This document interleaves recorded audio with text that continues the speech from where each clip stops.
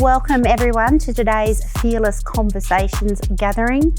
Our topic, Fearless Women, Breaking the Bias. It's an important discussion with women who are challenging industry norms each and every day with purpose and passion to help break the bias. Today we learn about the challenges these fearless women have overcome to help pave the way for other women to follow suit. To begin with, I'd like to acknowledge the traditional owners of the lands in which we meet and that we pay our respect to their elders past, present and emerging. We also acknowledge and convey our deep appreciation to the elders of all the nations upon which Flinders operates. This event is delivered as part of Flinders University's Fearless Conversations series, a monthly panel series with thought leaders that challenge the current rhetoric to create a fearless future. My name is Rebecca Whitfield-Baker and I'm a journalist and writer at the Sunday Mail and Advertiser, where I have a keen interest in issues affecting everyday families and telling the real-life human stories of our many extraordinary, ordinary individuals. I feel privileged to be in the same room as today's panellists. We have theoretical physicist, Professor Maria Parappilly. Hi. Litsa Adamou, South Australia's first building inspector and owner of the House Inspect Australia. And Melinda Parent, creative director and founder of all-female-led advertising agency, Oranje Creative. Now, to start off our questions today, we're just going to perhaps whoever feels like answering initially, please jump in and do so, and then I'll ask each of you some specific questions. So obviously we have a panel of successful women across a range of industries. Let's talk about what drives you the most. Is it equality, pushing boundaries, or simply a passion for what you do? Perhaps we'll start with you. Thank you so much. For me, it is all of the above. It's not one thing that drives me. It's absolutely passion for what I do, because I don't think I would just do what I'm doing if I didn't enjoy it and didn't want to be in the industry. But I think it's also about being a role model and for my children, for my daughter. She can do this if she wants. I want to push those boundaries. It's all of the above. There's not one single reason that drives me. So.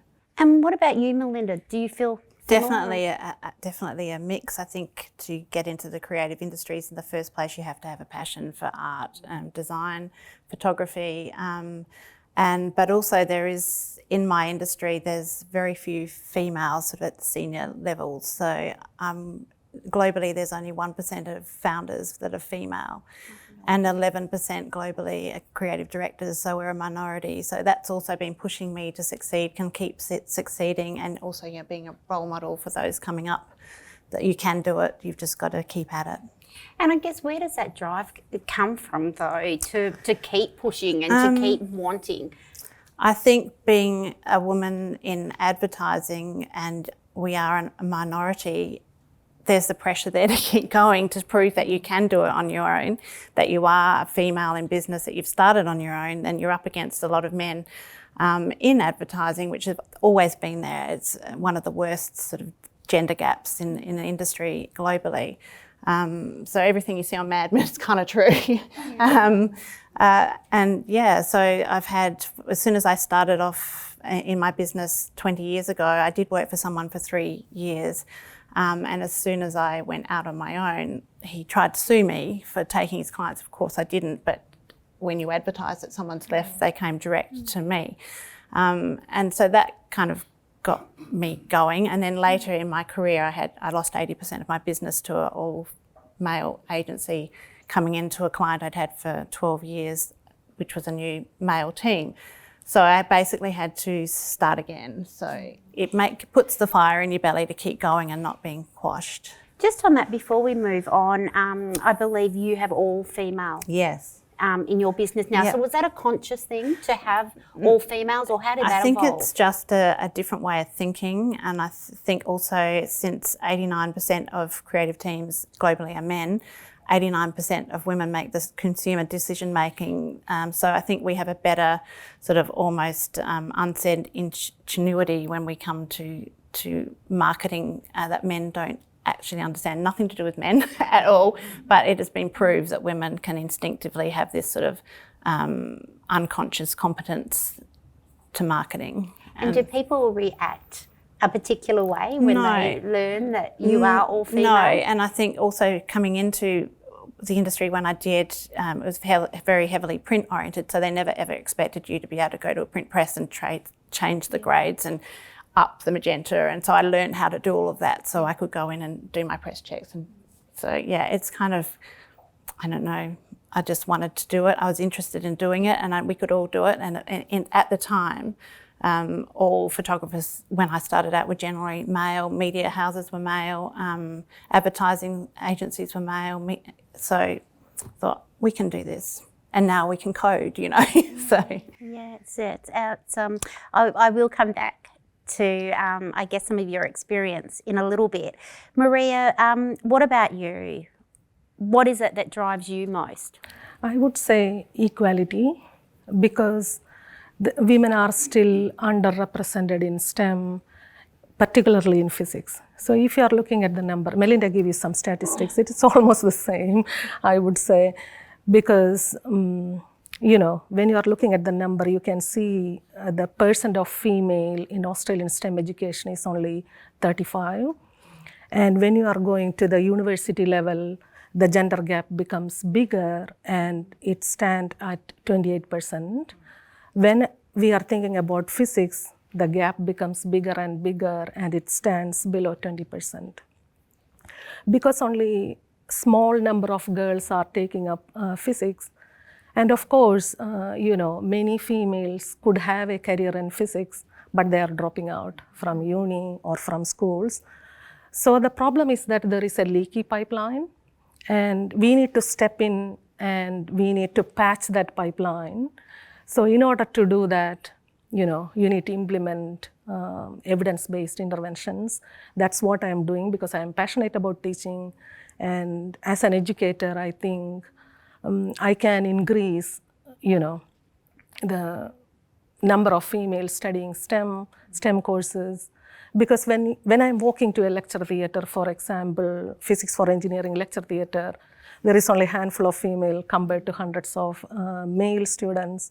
So I'm dreaming for a gender equal lecture theater, a gender equal STEM course, especially in physics and mathematics. So equality. And what was it for you that inspired you to want to pursue the science? Did you have someone that perhaps was a role model to you, or where was your interest sparked? My mom was not a science teacher, she was a school teacher, so I saw her as a role model. But I was always interested in doing physics from year 8 onwards. You know, I like the pattern, like to do simple problem solving, so that drove me into it. But when I saw this gender imbalance in physics, when the students say, you know, their course advisor told them that physics is for male students, this is not for you, you can do tourism, for example, I thought I need to step in. And that's how I started STEM Women Branching Out group to support the girls. So now slowly together, everyone is supporting each other and strengthens each other. So yeah.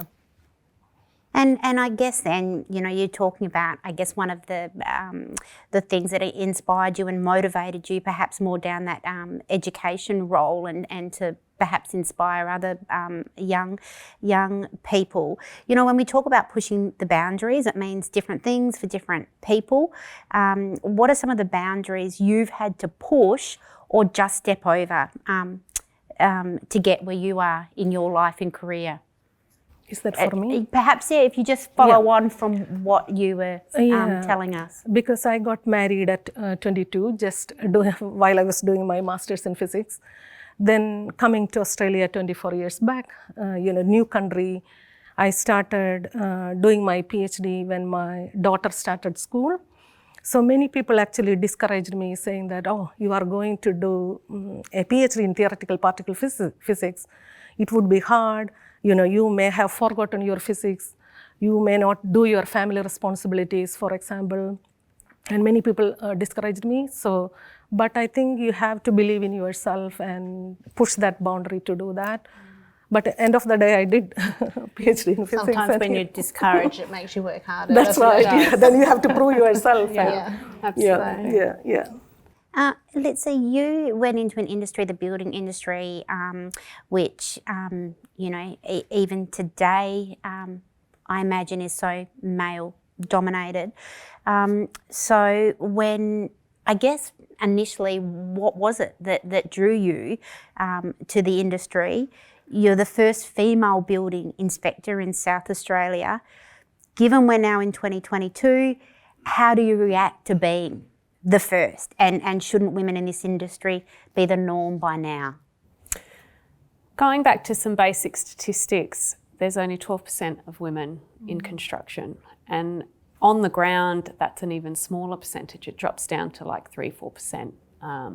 So you would expect it to be the norm, but on the same token, not as well, looking at the numbers. So I guess for me, I had a very successful career, a corporate career, which is what you would do when, as a female, you would leave. You'd finish school. It was, as much as I was passionate about building construction and real estate, it was not even a thought to be had to enter those industries back when I was 17 years old.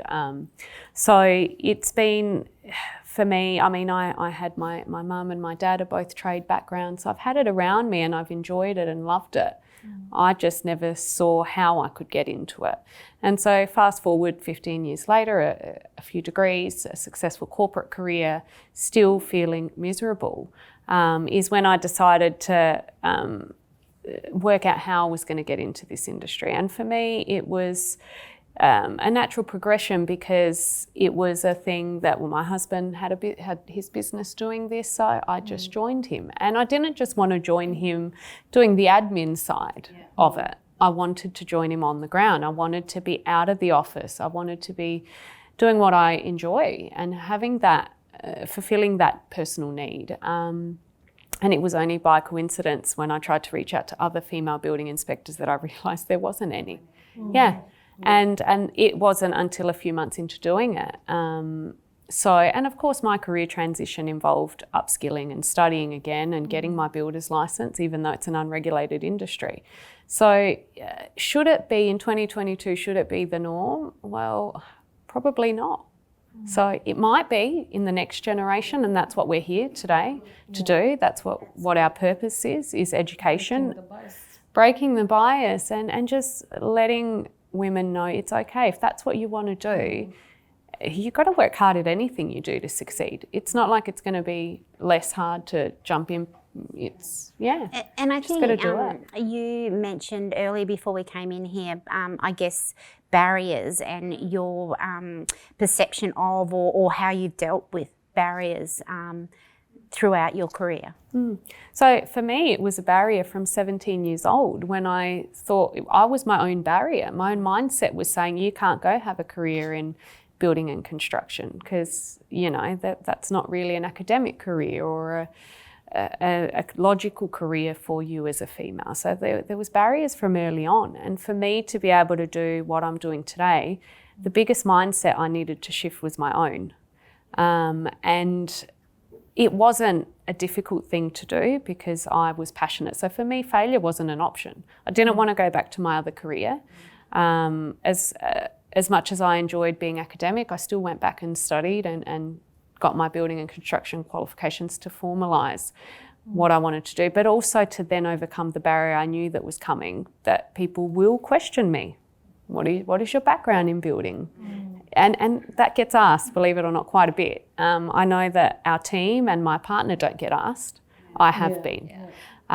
So it's nice to be able to say that I'm supporting my background with some academic studies, but then of course it's experience and what you learn as in any profession really. So Yeah, the barrier initially was myself. Once you overcome that, the sky's your limit and you keep going. Yeah. And I think that might kind of feed into a question that I believe is for Maria from our audience. With so low numbers of females in your industry sectors, why do you think women are not choosing these career pathways or dropping out and not staying? I think it is due to a variety of reasons. You know, when girls are coming in, you know, the visibility is less in physics, you know. If you are looking at the physics teacher number at the university as well as school, it may be less as well, and they can't see many role models, female role models in the physics area. That can be one of the reasons. Melinda, what do you think in reference to your industry? Well, there's a lot of female students studying marketing and graphic design, but once you get up into the senior levels, there's no room to move. There's no turnover. There's the same old, and when employment happens, you're just replacing same with same. So a lot of females drop out. What's your advice, I guess, to women who perhaps just may lack the confidence that you know, naturally may not be as confident perhaps in themselves as their male counterparts? We can say we can offer everything that men can, and out of I think there's 42 universities in Australia, 35 of the 42 have more female students than male, and 2 have over 70%. So there's a lot of graduates there that are yearning for the job that they've dreamed for, but they just get stuck at a certain level. Yeah, so how do they get unstuck? I think what's got to happen, especially I've sat on quite a few boards, and I think I know that out of 200 top Australian companies, a third of them have only got less than 30% on their boards, female. So I think that needs to be looked at on different levels, academic levels and board level and company level, to equal the gender. It is stunning when you talk about the numbers that are actually studying it and are going in at the entry point. Yeah. And are you surprised, I guess, to go to that question that I asked Litsa earlier, that it is like this still in 2022? Yeah, I'm not surprised in a way, because many businesses or boards have always been male-driven from the get-go. So we also almost have this feeling that we have to stay silent, that we have been trained almost not to succeed any higher than a certain level. And I think we've got to break that bias that we can. One of the questions I had here for you, and it flows into that, is that, you know, you've been a powerhouse in the creative industries for more than 20 years. An industry, some would say, has been dominated by men, which you've clearly, you know, explained to us is actually the truth. To what extent have you seen this change? By what you're telling us, that change hasn't been all that significant. It hasn't at all. Yeah. And the messaging, I think, what in advertising is incorrect. We're not selling women or products or the industry as we should be. There's a loss of messaging because there's not enough women on boards at higher level giving a different perspective, giving a different opinion, different experiences, different strategies. It's all just lost, which is really, really very upsetting. So there's so much to offer, and we like I said, we have sort of an intrinsic understanding of the market better than men do. It's been scientifically proven. Yeah. Litsa, what about for you? You know, are you passionate, I guess, about being, whether you feel comfortable with the term role model or not, but passionate, I guess, about being that person that perhaps inspires someone else into your industry? Absolutely. And I think for me, it was a big thing to get out of my comfort zone and be in forums like this and put myself and our business out there. Fearless faces on. Fearless face. So, but if we don't do this, if we're not brave, how is change going to occur? Yeah. Because being realistic, change will not occur in our actual lifetime or in our generation. What we need to do is educate, and education needs to start from the schools. It doesn't start, it starts from here. We start the discussion on change and we start that shift and we raise the awareness. But realistically, it's going to be that next generation that's really going to drive change, and that needs to start from our education sector. And what is your, do you get to interact with younger people? Do you get to perhaps share your passions and share your career in that education space? So I'm involved in speakers in schools. So that is one way that I can reach out and speak to the younger generation. But a lot of it is, just through my own children, through the interactions with my own children, and then their interactions with their friends. And then it's funny, my kids call me the little celebrity. All the little kids know me at the kids' school, and they know my story. And that's amazing, and that warms my heart, because really it was one thing that I am the first female building inspector. That's amazing. What do I do with that? How do I inspire change? And that's what ultimately we're all here to do. I would like a bigger opportunity to reach out to that younger generation, and that will come. And you're on the record as saying that you had to, and you did touch on this earlier, I guess, in terms of that it has been hard work. So you're on the record as saying that you had to work harder to prove your capabilities in order to gain the recognition and respect that any industry professional deserves.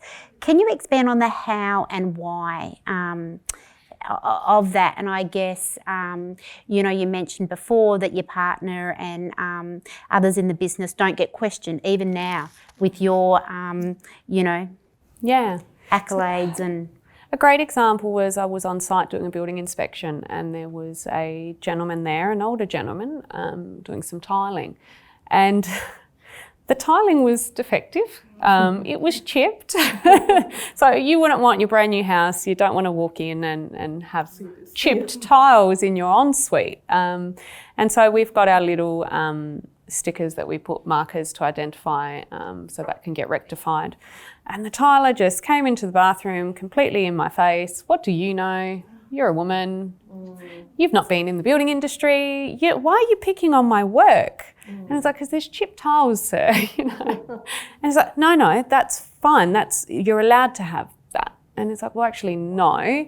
And this is the evidence behind it. So you always got to back yourself with your evidence and your qualifications. And that's just one example. I ended up pretty much having to tell this individual to stop engaging with me. I said, you need to stop talking to me that way, and you need to move out of my face. And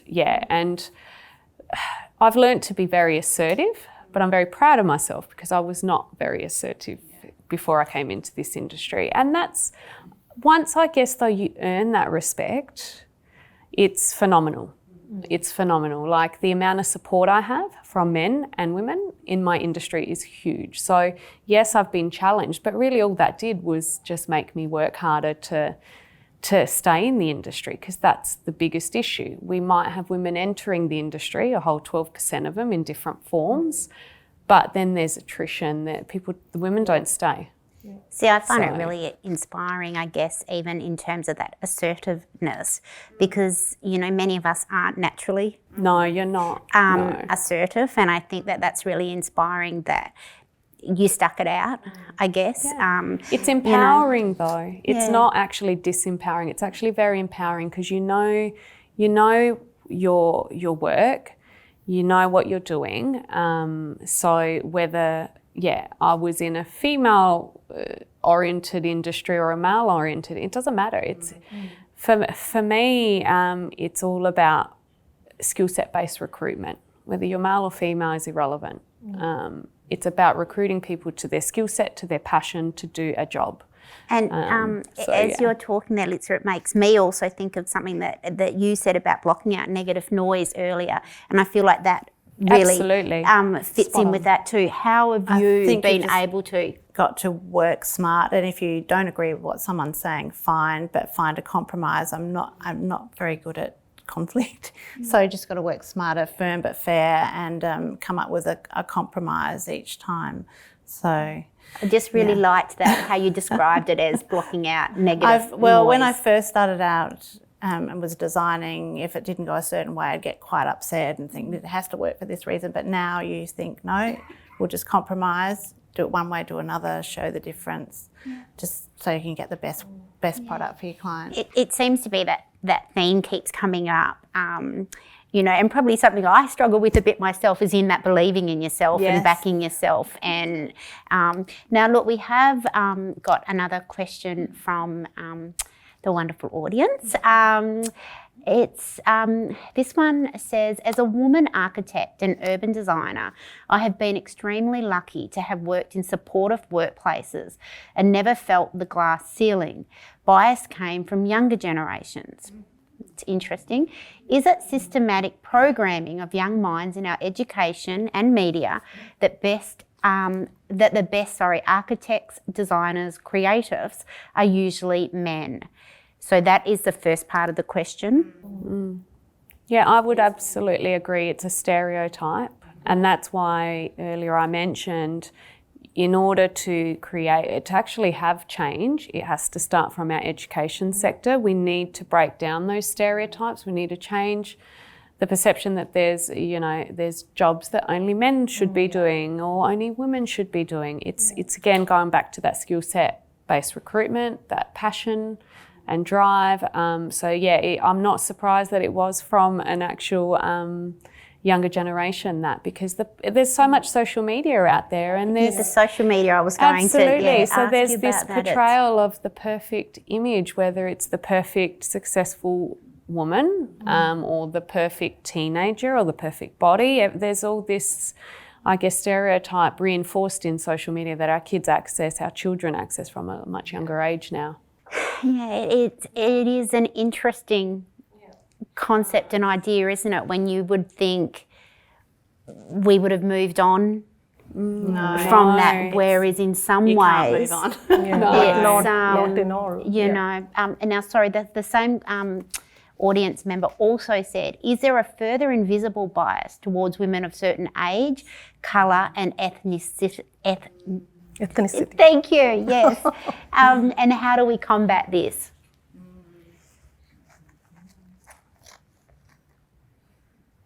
Have to look into that one. That is a difficult question. It's a difficult question. Yeah. I think there is an invisible bias. How do we overcome it?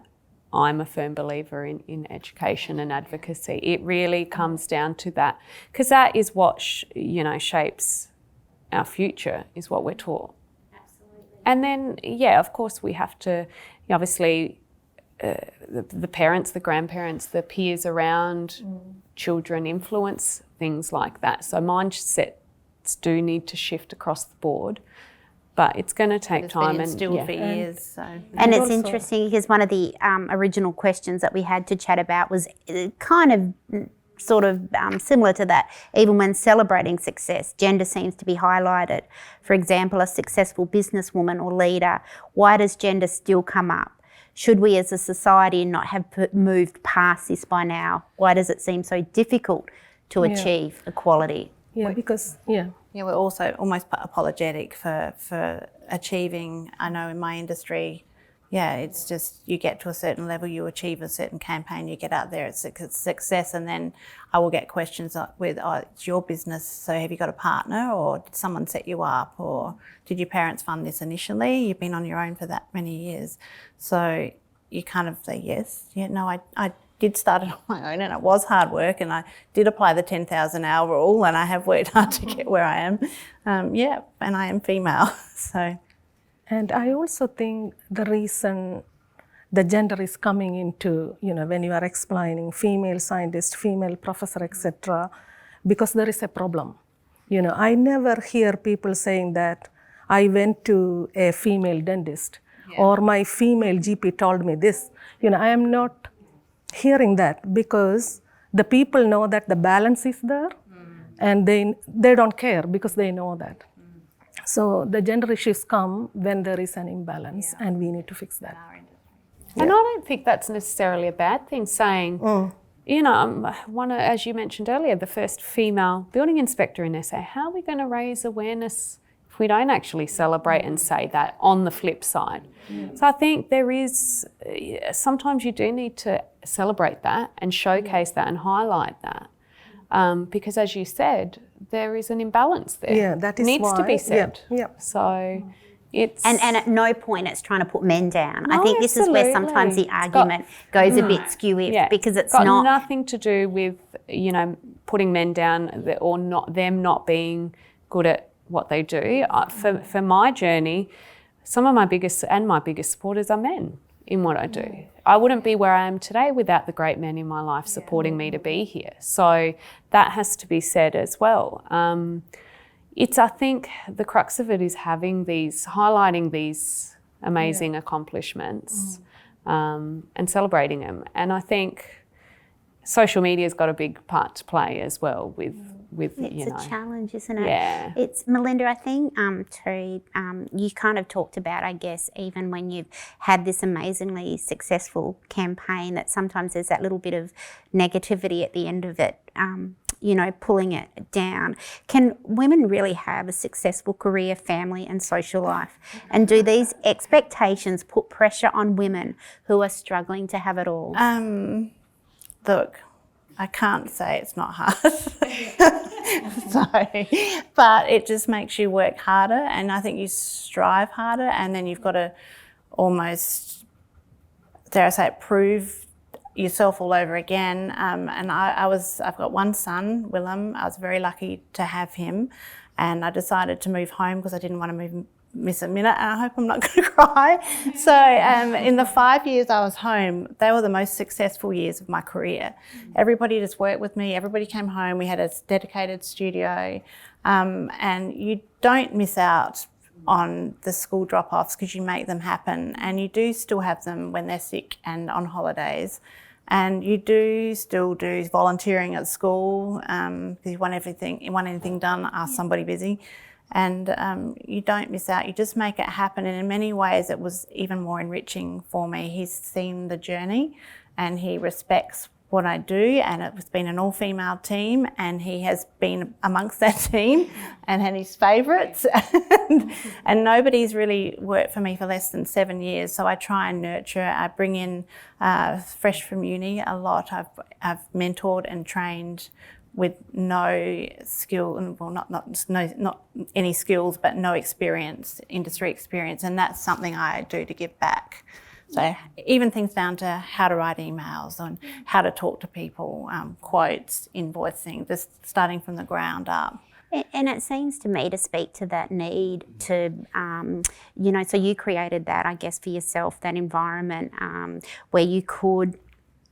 But perhaps where we need to focus more. And I know that we're starting to in workplaces, but to, I guess if you want to succeed, be your own boss. If you want to get to that level, more women need to probably start their own business. And even though it's going to be competition to me, I think that's what... But I think employers can also learn from your experience in terms of how they treat women and mothers. Women, and that they can still, and how to get the best out. I think you learn so much more. I mean, I worked right up till 12 o'clock when I had to go into hospital because there was nothing else to do, and my computer chair was the most comfortable chair in the house. So then I drove myself there because I don't trust my husband's driving.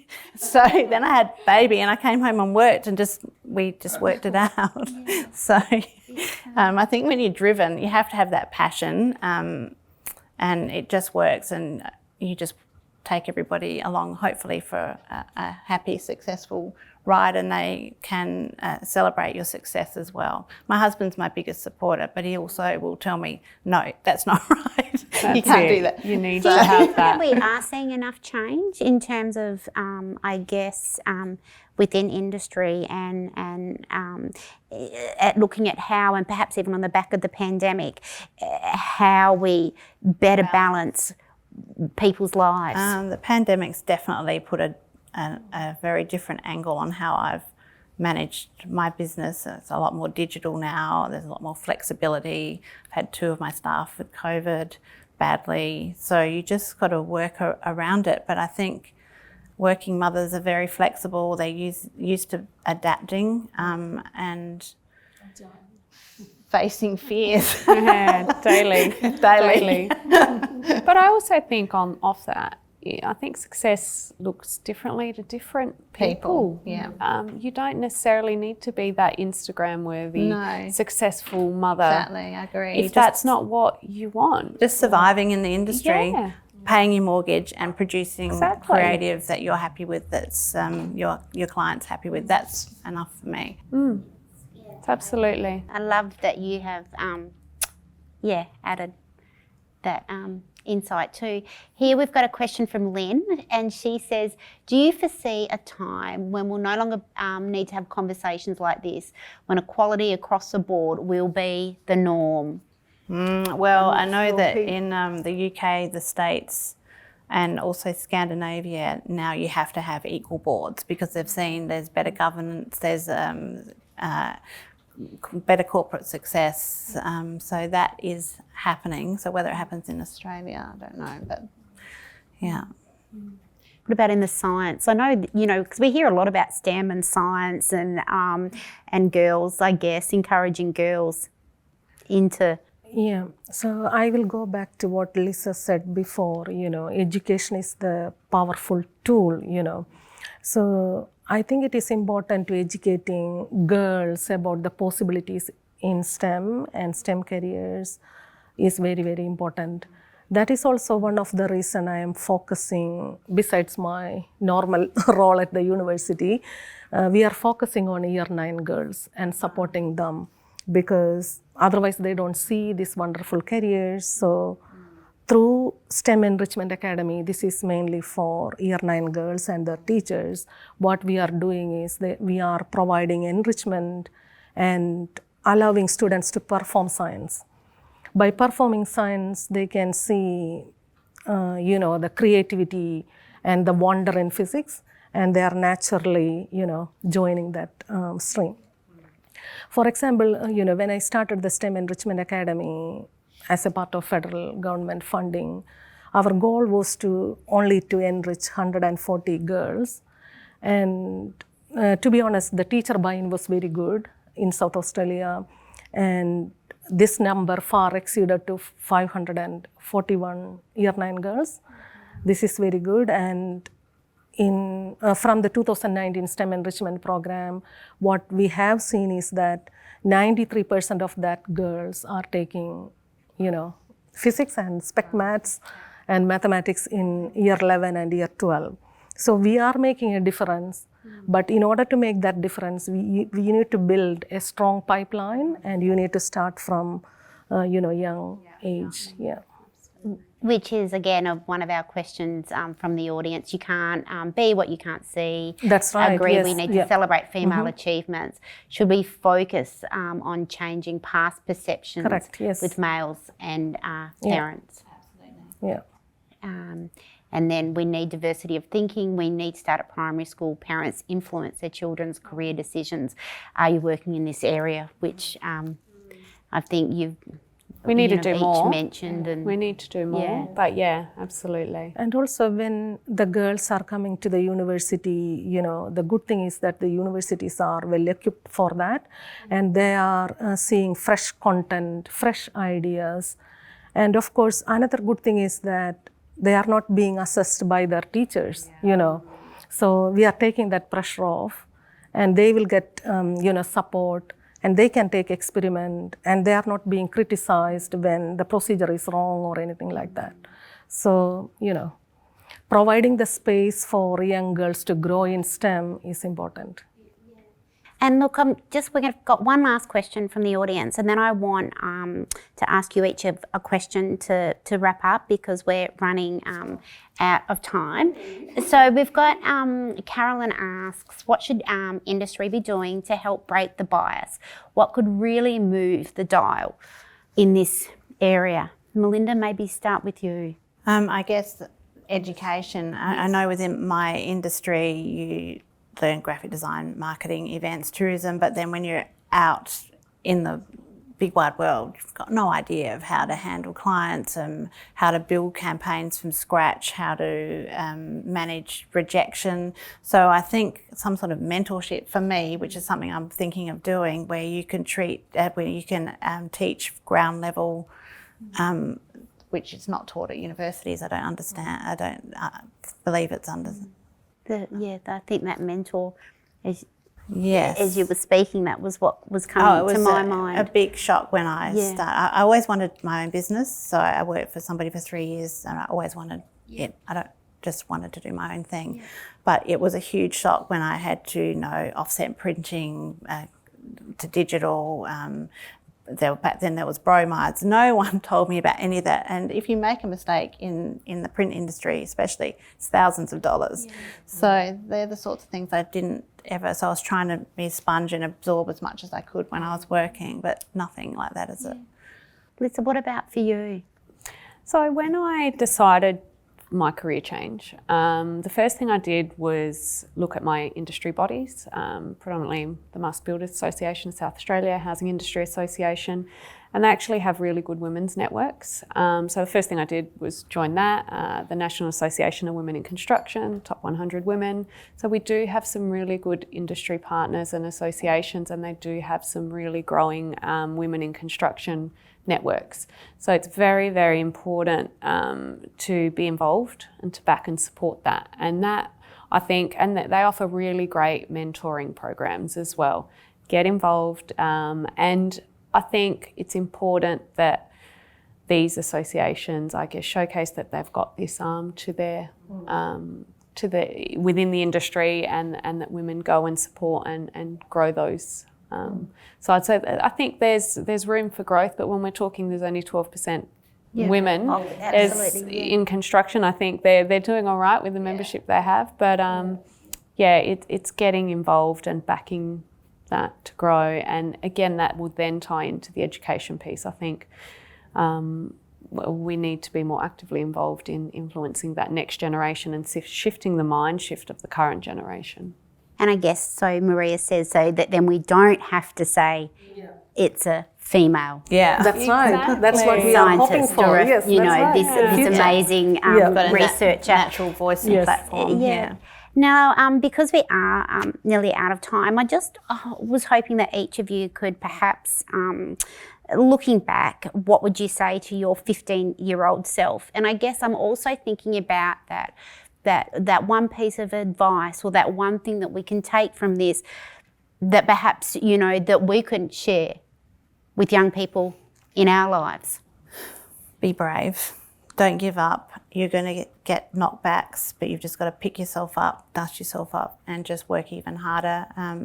Listen, take advice, but then make your own decision. Just keep working, and if you're passionate about it, you'll succeed. Yeah, that's a good one. I would say never compromise on your passion and beliefs. And also it is okay not to have perfect score in all the subject you do.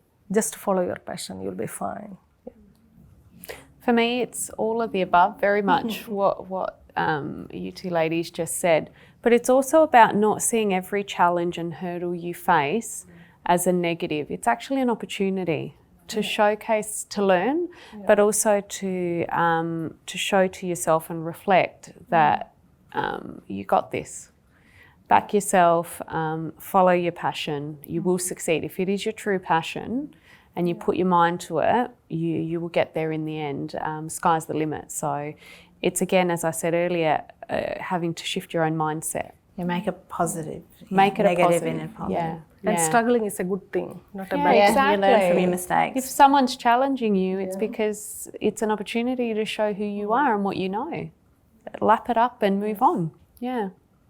It's amazing, again, I think, obviously we talk about inspiration and inspirational people a lot, but genuinely just sitting here talking to you ladies, that's how I feel. And I feel when you're talking about mentoring and education, you just want the message to get to. as many people, and I think some of Makes those you simple, work even harder. but the belief in yourself, I think it's a wonderful thing. Is there in the last, we've got a few more minutes, I believe. In those last few minutes, I mean, is there anything that we haven't touched on that perhaps you'd like to share, or stories that you would like to share? I think we've covered a broad range. I think. I guess one of the things that I didn't touch on that I did mean to, and we've just had celebrated International Women's Day. I did have a question around that, and Litsa, this one was for you actually. The road has been forged, but how do we keep momentum going outside of events such as International Women's Day? Surely it needs to be an everyday priority to break the bias. It sure does. And on a personal level, for me, it's about continuing to share my story, being seen, continuing to be successful, and showcasing that. I love LinkedIn as a platform, as a professional platform, and I use that to celebrate those successes and to put a bit of insight into my day-to-day life and my family and my business. And I think if we all keep doing that outside, this is one way we can do it, but I think keep having those conversations more broader. Go to your industry events and associations, have those brave discussions, talk to as many people that want to listen and hear, and keep active on. We've got social media as a tool, It seems that whole networking and mentoring is, it seems to me that is key to us moving forward and helping each other, perhaps. I started a little series on LinkedIn, which was women who have inspired Oranje, my agency, and I went right back to my school, because people don't realise that sometimes people think it just automatically happened, but there's lots of different people that have been an influence on our lives, including my music teacher and a very early client, and they've watched you grow and seen you stumble and then seen you get back up again. So I think also telling your story and then promoting other women who have helped along the way and been a huge significant part of your life is worth telling. We've all got stories, and keep self-reflecting. Yeah, gratitude. And it hasn't always been easy. Yeah, but I think that's magical too, because I think that often, and particularly when things perhaps aren't going well in our lives, you can feel like you're the only one that's been there, or the only one that's hit this obstacle. And it's not true. So to hear how others perhaps have got through that or approach that can be really And there's a sense inspiring. of gratitude. I'm very grateful to have succeeded in nearly 25 years. So you do want to sort of tell your story and thank people along the way. So. Well, I'm sure I speak for everyone here that we absolutely thank you, and your stories are like I said before, genuinely inspiring, and provide us with hope, I think. Oh, thank you. Thank you for the opportunity to Thank you. share Yeah, your story. totally. Yeah. And thank you, Flinders. Thank you, Melinda. A lot of gratitude.